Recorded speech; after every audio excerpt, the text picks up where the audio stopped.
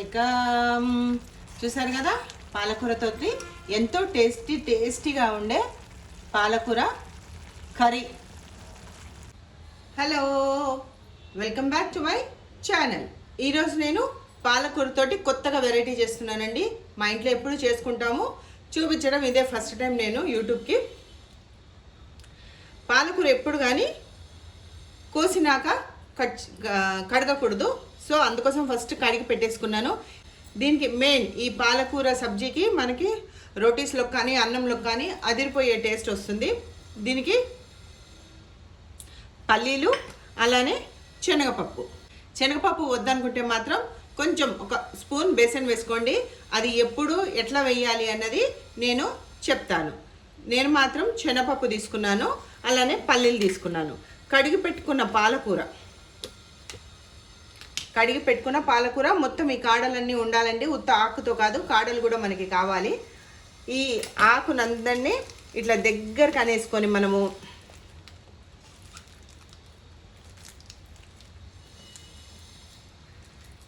చూసారు కదా, ఇట్లా అనుకొని కట్ చేస్తే మనకేంటంటే ఆకుకూర సన్నగా కట్ చేయాలన్నమాట. ఇది నా మెథడ్. నేను ఈ మధ్యలో కట్ చేసుకొని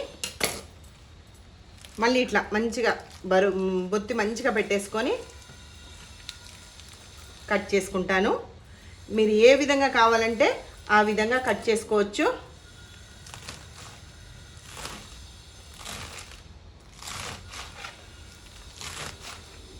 అంతా ఒకటేసారి అయిపోతుంది. ఫస్ట్ పాలకూరను మాత్రం కడిగే ముందే మంచిగా దాంట్లో చూసుకొని అవసరం లేనివి తీసి పడేసుకొని, కొంచెం పండు ఉండే ఆకులు, తర్వాత గడ్డి అవంతా ఉంటుంది ఆకుకూరలో, అవన్నీ తీసి పడేసుకోవాలి. చూసారు కదా, సన్నగా ఎంత సన్నగా కట్ చేసుకుంటే మనకి అంత బాగుంటుంది. మరి పెద్దగా కాకుండా మనకి కర్రీ కూడా చూడటానికి చాలా బాగుంటుంది. సో అందుకోసం మనం ఈ మాదిరి కట్ చేసుకోవాలి. చూసారు కదా, ఎంత తొందరగా ఒక నిమిషం లోపల మంచిగా ఇంత ఆకుకూర కడిగి ఉంచుకుంటే కట్ చేసుకొని ఇది పక్కన పెట్టుకోవాలి. ఇప్పుడు ప్రాసెస్లోకి వెళ్ళిపోదాము. ఫస్ట్ మనము వేయించుకుందాం. ఇవి ఇలాంటి ప్యాన్ ఒకటి పెట్టేసుకుందాము. పెట్టుకొని ఫస్ట్ మనము పల్లీలు ఫ్రై చేసుకుందాము. మంచిగా దోరగా ఫ్రై అవ్వాలి పల్లీలు. అయితే నేను ఇంతకుముందు అన్నా కదండి, శనగపప్పు చేసుకోవచ్చు, అట్లానే శనగపిండితో చేసుకోవచ్చు అని చెప్పేసి.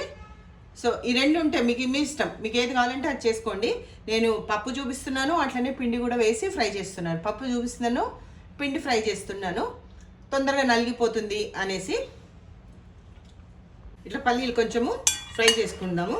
పల్లీలు కొంచెం వేడైన తర్వాత శనగపిండి వేసుకుందాము. ఇది దీంట్లో ఒక స్పూన్ శనగపిండి వేసుకుందాము. శనగపిండి పచ్చివాసన పోయి మంచిగా దూరగా వచ్చేంత వరకు ఫ్రై చేసుకుందాం.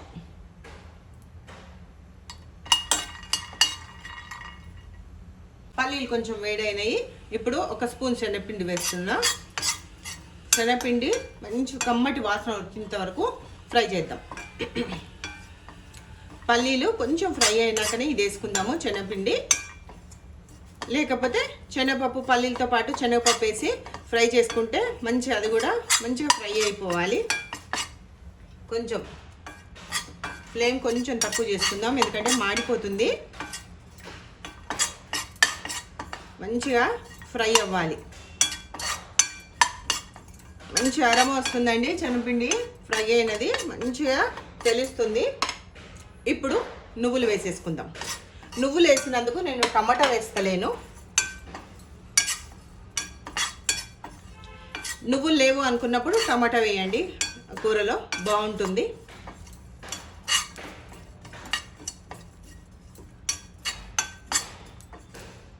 కొంచెం ఇప్పుడే చిటపట స్టార్ట్ అయింది. నువ్వులు మంచి అరమ వస్తుంది. ఇప్పుడు స్టవ్ కట్టేద్దాము. ఇది చల్లార్చినాక గ్రైండ్ చేసుకుందాం. ఇది చల్లగా అయిన తర్వాత గ్రైండ్ చేసుకుందాము. అలానే ప్యాన్ పెట్టుకొని ప్యాన్లో మనము ఒక 2 స్పూన్స్ ఆయిల్ వేసుకుందాము. 2 నూనె వేడైంది. 2 స్లిట్ చేసుకున్నాం పచ్చిమిరపకాయలు. అలానే ఫస్ట్ వెల్లుల్లి వేసుకుందాము. కొంచెం ఎర్రగా అయిన తర్వాత ఫ్రై అయినాయి. ఇప్పుడు ఆనియన్స్ వేసుకుందాం.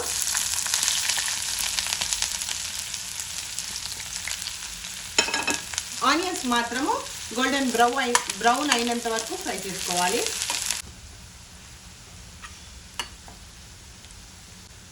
చాలామంది పాలకూర అంటే మనం ఎక్కువ చేసుకునేది పాలకూర పప్పు చేసుకుంటాము, పాలకూర టమాటా చేసుకుందాము, పాలకూర ఫ్రై చేసుకుంటాము, అలాగే పాలకూర పచ్చడి చేసుకుంటాము. ఒక్కసారి ఈ విధంగా కూడా ట్రై చేయండి. చాలా అంటే చాలా టేస్టీగా ఉంటుంది. చూసారా బ్రౌన్ అవుతుంది కదా. ఇష్టం ఉండేటోళ్ళు ఇంగువ వేసుకోండి, ఇష్టం లేని వాళ్ళు హ్యాపీగా స్కిప్ చేయొచ్చు. నేను మాత్రం కొంచెం ఇంగువ వేస్తాను. బాగుంటుంది ఇంగువ వేస్తే, అరోమా బాగుంటుంది. అట్లనే మన డైజెషన్ కూడా ఇంగువ చాలా బాగా ఉంటుంది. కలర్ చేంజ్ అవుతుంది, లైట్ పింక్లో అవుతుంది. కాబట్టి ఇప్పుడు మనం పసుపు వేసేసుకుందాం. పసుపు వేసుకున్నాము అని అంటే మనకి పచ్చివాసన పోయేంత వరకు మనకి ఆనియన్స్ కూడా ఫ్రై అయిపోతాయి. కాబట్టి ఇప్పుడు ఒక హాఫ్ స్పూన్ పసుపు వేసేసుకుందాం. ఫ్లేమ్ మాత్రము చిన్నగా పెట్టానండి, హై ఫ్లేమ్ పెట్టలేదు. నేను మీడియం ఫ్లేమ్ పెట్టి మెల్లిగా చేస్తున్నాను, స్లో ఫ్లేమ్ పైన. అండ్ నెక్స్ట్ వచ్చి మనము అల్లం వెల్లుల్లి వేసుకుందాము. ఇది కూడా ఇష్టం ఉండేటోళ్ళు వేసుకోండి, ఇష్టం లేని వాళ్ళు స్కిప్ చేసేయచ్చు. చూసారు కదా, చాలా కొంచెం వేసాను నేను, మంచి అరోమా కోసమే వేసాను.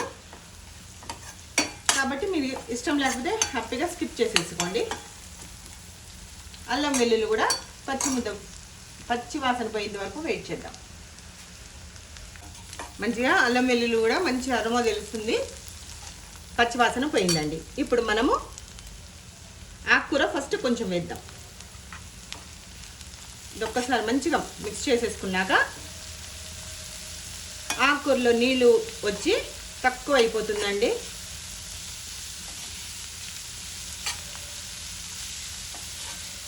ఆకుకూర మూత పెట్టి ఉడకబెట్టేస్తే డిఫరెంట్ కలర్ వస్తుంది. మనకి గ్రీన్గానే ఉండాలి అని అంటే మాత్రం మూత పెట్టకుండా, నీళ్లు వచ్చి ఉడకకుండా మంచిగా మీడియం ఫ్లేమ్లో ఫ్రై అయ్యేటట్టు చూసుకుందాం.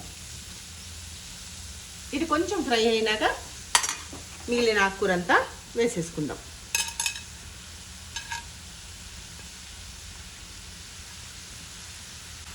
మిగిలిన ఆకుకూర అంతా వేసేసాను. ఇప్పుడు ఒక్కసారి దీన్ని కలుపుకుందాం. మూత పెట్టద్దండి, మనకి గ్రీన్గా ఉండాలి. ఆకుకూర మాత్రం గ్రీన్ కలర్లో ఉండాలి కాబట్టి మూత పెట్టకుండా ఇదే మిక్స్ చేసుకుందాం. చూసారు కదా ఎంత కూర ఉంది, ఇంత కొంచెం అయిపోయింది ఫ్రై అయ్యే వరకు. మనం దీన్ని దృష్టిలో పెట్టుకొని పల్లీలు కానీ శనగపిండి కానీ నువ్వులు కానీ తీసుకోవాలి. ఇన్ కేస్ మన దగ్గర నువ్వులు ఇప్పుడు అవైలబుల్ లేదు అంటేనే టమాటా వేయండి, లేకపోతే టమాటా వద్దు. ఇది ఒక 2 నిమిషాలు ఇట్లనే ఫ్రై అవుతుంది. ఈ లోపల గ్రైండ్ చేసుకొని వస్తా. ఈ లోపల మిక్సీ జార్ తీసుకొని మన ఈ శనగపప్పు, నేను వేరే ఏమి వేయకుండా చూపించే వేస్తున్నాను, ఇది వేసి గ్రైండ్ చేసుకొని వద్దాం. ఒక్కసారి కలిపెట్టేద్దాము. పాలకూర మంచిగా ఫ్రై అయింది చూడండి. మూత అయ్యేందుకు మనకి గ్రీన్ కలర్లో ఉంది. అలానే ఇప్పుడు కొంచెము సహజంగా పాలకూరలో ఉప్పు ఉంటుంది కాబట్టి మనం వేసుకునే ఉప్పు తక్కువ వేసుకుంటాము. తక్కువ వేస్తే మళ్ళీ వేసుకోవచ్చు, ఎక్కువైతే బాగోదు. కాబట్టి ఇంత ఉప్పు వేస్తున్నాను నేను. కొంచెం ఒక హాఫ్ స్పూన్ ఉప్పు వేసి ఒక మారు కలపెట్టారనుకోండి, ఆకుల్లో ఉండే తేమ అంతా వచ్చేస్తుంది, ఇంకా నీళ్ళు కూడా వస్తాయి. ఇప్పుడు స్టవ్ కొంచెం సిమ్ పెట్టుకుందాం. ఇప్పటి వరకు స్టవ్ హైలోనే ఉంది. పాలకూర మనకి కలర్ మారకుండా ఉండడం కోసం మనకి హైలోనే ఉంది, మూత కూడా పెట్టలేదు. చూసారు కదా, ఇది ఇప్పుడు గ్రైండ్ చేసి పెట్టుకున్న వాటర్ వేసేసానండి నేను. కొంచెమే ఉంది కాబట్టి మనకి బ్లేడ్ కింద పై వరకు ఉండాలి అట్లా అని నేను వాటర్ వేసేసుకున్నాను. వాటర్ వేసుకొని ఇమీడియట్గా ఒకసారి కలిపేద్దాం. కలుపుతూనే ఉండాలి, ఉండలు కట్టకూడదండి. పల్లీలు నువ్వులు అవి బేసన్ వేసాం కదా, అవి ఉండలు కట్టకూడదు అనుకుంటే కంటిన్యూస్గా మనము మిక్స్ చేస్తూనే ఉండాలి. సిమ్లోనే ఉందండి. పల్లి వేసే వరకు మంచి అరమ తెలుస్తుంది మనకి. పల్లీల వాసన మనకి ఎట్లా తెలుస్తుంది కదా, మంచిగా తెలుస్తుంది. మనం ఇంకా దీంట్లో కారం వేయలేదు. ఒకసారి మిక్సీ జార్లో కొన్ని నీళ్లు పోసేసుకున్నాను. ఏది వేస్ట్ కాకుండా ఉండడం కోసము నీళ్లు పోసుకొని ఆ నీళ్లు కూడా వేసేస్తున్నా. ఎందుకంటే అది ఉడుకు పట్టింది కాబట్టి మనకి లంప్స్ ఫామ్ కాదు. ఇంకా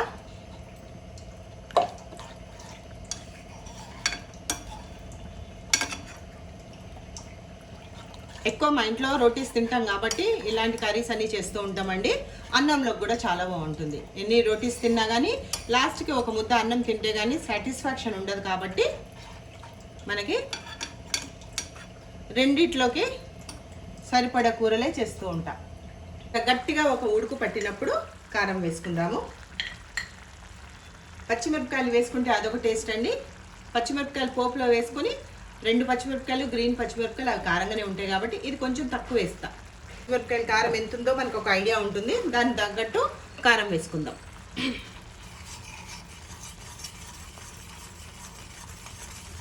కలర్ చూసారా, ఎల్లో నుంచి రెడ్కి మారింది. అలానే గ్రీన్ కలర్ మాత్రం అట్లనే ఉంది. గ్రీన్ కలర్ పోలేదు కూరకి. మనకి కన్నులకి ఇంపుగానే ఉంది గ్రీన్ కలర్.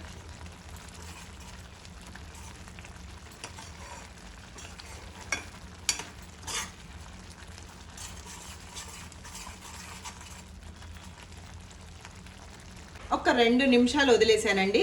కింద అడుగంటకుండా చూసుకోవాలి మనము. అలానే కింద అడుగంటలేదు, మీడియం ఫ్లేమ్లో ఉంచేసాను. అట్లనే పాలకూర కలర్ కూడా మిస్ కాలేదు. మనం నూనె మరీ ఎక్కువ పోసింటే పైకి తెలియదండి. మనం మీడియంగా పోసాం కాబట్టి ఈ విధంగా ఉంటే ఇంకా మనం కూర దింపేసుకోవచ్చు. అన్నీ రెడీగా ఉన్నాయంటే 5 నిమిషాల కూర అండి. ఇది హైలో పెట్టడమే. మనం ఇప్పుడు కొంచెం మీడియం ఫ్లేమ్లో పెట్టాం కానీ ఫస్ట్ నుంచి పాలకూర వేసిన దగ్గర నుంచి హైలోనే ఉంది. చూసారు కదా, ఎంతో టేస్టీగా ఉండే పాలకూర. నేను బాగుంది అని చెప్తాను, మీకు బాగుందో లేదో తెలియదు. కాబట్టి మీరు ఒక్కసారి ట్రై చేయండి. ఫస్ట్ కొంచెం ట్రై చేయండి, నచ్చుతుంది. మరి ప్రతిసారి మీరు ఇలాగనే చేసుకోవాలనుకుంటారు. ఇంకేముందండి, స్టవ్ ఆఫ్ చేసి డిష్ అవుట్ చేసేసుకుందాం. డిష్ అవుట్ చేసేసుకున్నానండి. చూసారా, ఎంతో టేస్టీగా ఉండే పాలకూర కర్రీ రెడీ అయిపోయింది. మీరు కూడా ట్రై చేయండి, నాకు మెసేజ్ చేయండి కర్రీ ఎలా వచ్చిందో. ఫస్ట్ చేసిన వాళ్ళకి కూడా అదిరిపోయే టేస్ట్ తోటి ఉంటుంది curry. Thanks for watching. Please like, share, subscribe.